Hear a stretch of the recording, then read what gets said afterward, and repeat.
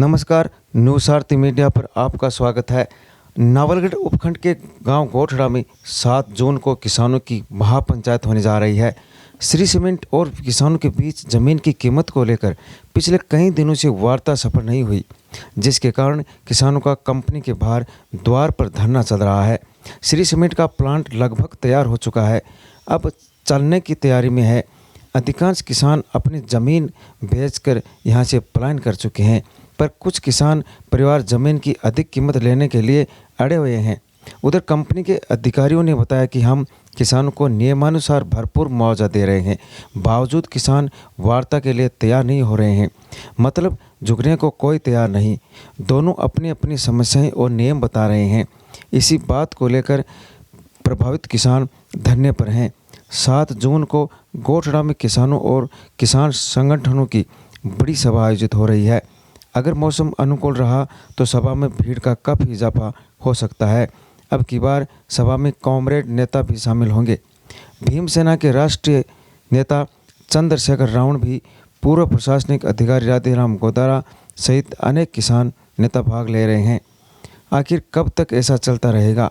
कुछ किसान कंपनी के एरिया में बसे हुए हैं, उनके अर्थवर्क में बाधित बने हुए हैं, इसलिए उनको ज़रूरी हो गया कि उन परिवारों को हटाया जाए।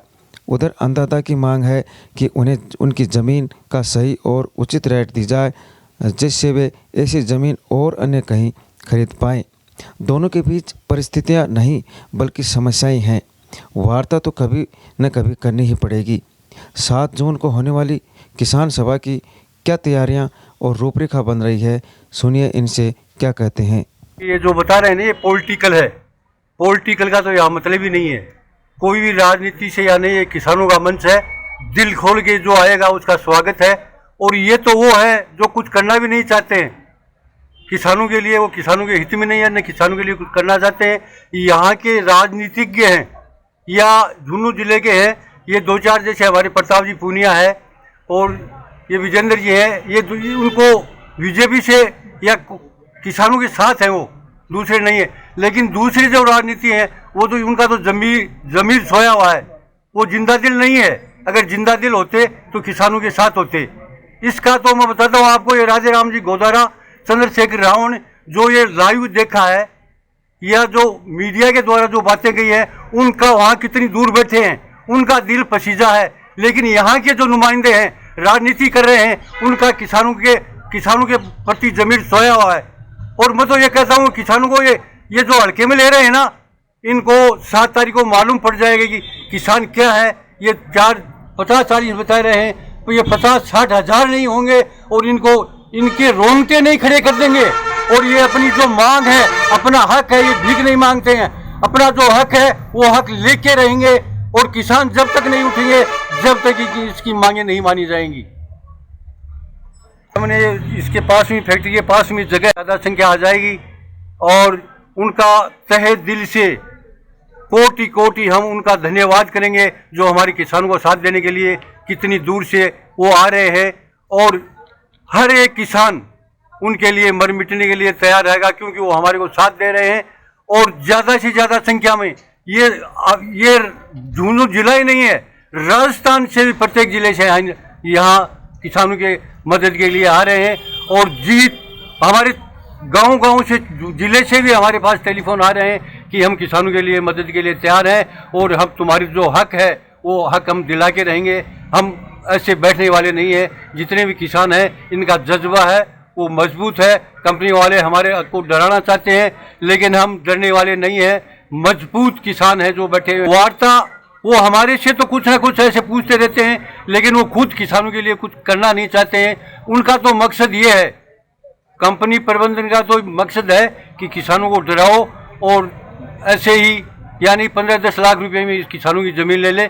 लेकिन किसान ऐसे नहीं मानेंगे। किसान अपना हक भीख नहीं मांगते हैं, अपना हक मांगते हैं और हक लेना जानते हैं। वो आराम से देंगे तो ठीक है, नहीं किसान है वो अपना हक छीन के भी लेंगे, चाहे वो आज दे दें या कल दे दें या 1 महीने बाद में दे दें। हम रुकने वाले नहीं हैं। इसलिए भी आपको बुलाना चाह रहे थे कि पिछले 3-4 दिन से हमने हमारे काफ़ी जनप्रतिनिधियों से, विभिन्न संगठनों से, समस्त पार्टियों से हमने आह्वान भी किया है, व्यक्तिगत उनसे मिलने का भी हमने कार्यक्रम बनाया है। पिछले 2-3 दिन से हम मिल रहे हैं उन लोगों से, सबका अच्छा रेस्पॉन्स मिल रहा है, समर्थन मिल रहा है। क्योंकि ये किसी पार्टी की लड़ाई नहीं है, ये किसान और युवा बेरोजगार की लड़ाई है। और किसान और युवा बेरोजगार के हक पे जो कुठाराघात करेगा उसके खिलाफ सारे विपक्ष को एक होने की जरूरत है।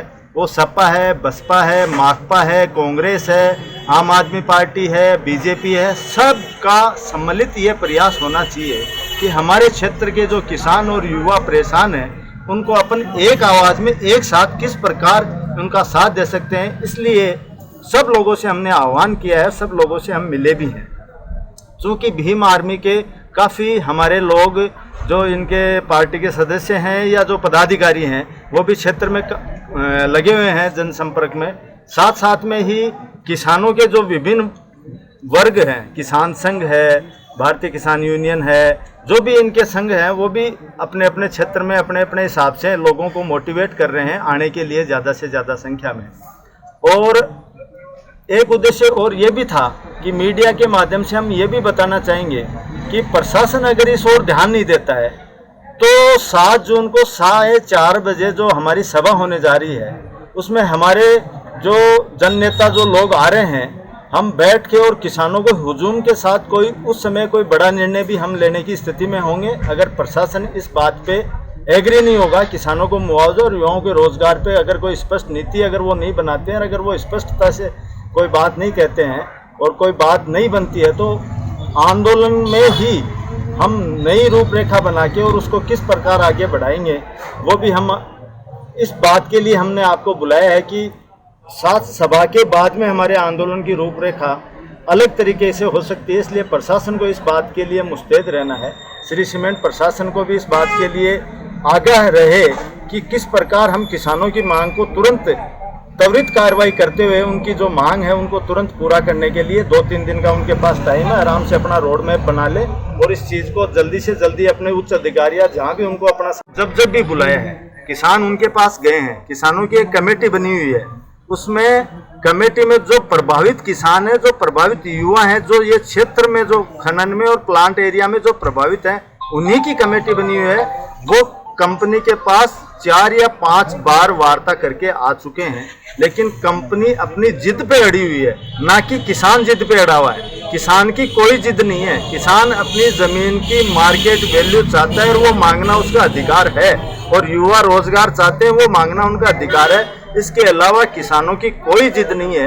ये दुष्प्रचार किया जा रहा है कंपनी के द्वारा बार बार कि हम वार्ता करना चाहते हैं, वार्ता के लिए नहीं आते। वार्ता हुई है, हमारे एसपी साहब अभी तो यहाँ से ट्रांसफर हो गए, उनके कक्ष में 2 बार किसानों की वार्ता हुई है। उसके बाद कंपनी के अंदर 3-4 बार इन किसान की जो कमेटी बनी हुई है, 5 और 7 सदस्यीय जो कमेटी है, ये कमेटी जाके बाकायदा वार्ता करके आई है, लेकिन वो अपनी जिद पे अड़े हुए हैं। भीम आर्मी ने एक प्रेस कॉन्फ्रेंस में तमाम मीडिया को श्री सीमेंट संघर्ष समिति गोठड़ा की तरफ से धन्यवाद। आप लोगों ने यहाँ आकर एक किसान की आवाज़ को और एक युवा की आवाज़ को आम जन तक पहुँचाने का जो दायित्व आपने निभाया, उसके लिए हमारे संपूर्ण किसान बिरादरी की तरफ से आपका बहुत बहुत धन्यवाद। आपको इस किसान मंच पर हम बताना चाहेंगे, पिछले 136 रोज से ये धरना जारी है। किसानों ने यहाँ धरना क्यों लगाया और युवाओं ने धरना ये क्यों लगाया, ये साफ शब्दों में हमारे पूर्व वक्ताओं ने बताया कि किसानों को उनको उचित मुआवजा चाहिए और युवाओं को रोजगार चाहिए।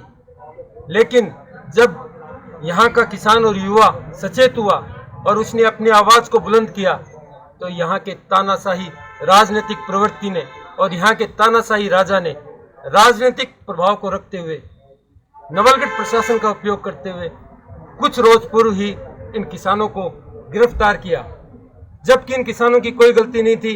अपनी जमीन के लिए और अपने हक के लिए और अपने अधिकार के लिए हर एक व्यक्ति लड़ता है, लेकिन अगर जिसको हम बनाते हैं, जिसको हम यहाँ का संरक्षक बना के भेजते हैं विधानसभा में, वो व्यक्ति अपनी जनता को भूल जाता है, तो वहाँ के आवाम के लोग सरप्रस्त बन के वहाँ पर आना स्टार्ट हो जाते हैं। जब इन किसानों को गिरफ्तार किया गया तो यहाँ के आसपास के जितने भी लोग थे, जिस भी संगठन से जुड़े हुए जो नेता थे, उनमें कहीं ना कहीं वो दर्द झलका और वो दर्द आज जाकर आने वाली 7 जून को महापंचायत का रूप लेने जा रही है। मैं धन्यवाद देना चाहूंगा राधे राम जी गोदारा जी का और भीम आर्मी के संस्थापक चंद्रशेखर जी रावण का, कि इतनी दूर बैठकर भी नवलगढ़ की इस आवाज को, इस किसान की आवाज को, इस युवा की आवाज को सुनकर किसानों के एक छोटे से आह्वान पर उन्होंने अपनी सहमति दर्ज करवा दी। लोग काफी दिनों तक पीछे घूमते हैं कि आप आइए, लेकिन इतने बड़े लोग आने का टाइम नहीं देते हैं। लेकिन किसानों की उस आवाज को सुनते हुए, यहाँ के युवाओं की आवाज को सुनते हुए इन लोगों ने अपनी सहमति दर्ज कराई। और मैं बताना चाहता हूँ, आपको न्यूज़ कैसी लगती है कमेंट बॉक्स में ज़रूर लिखा करें।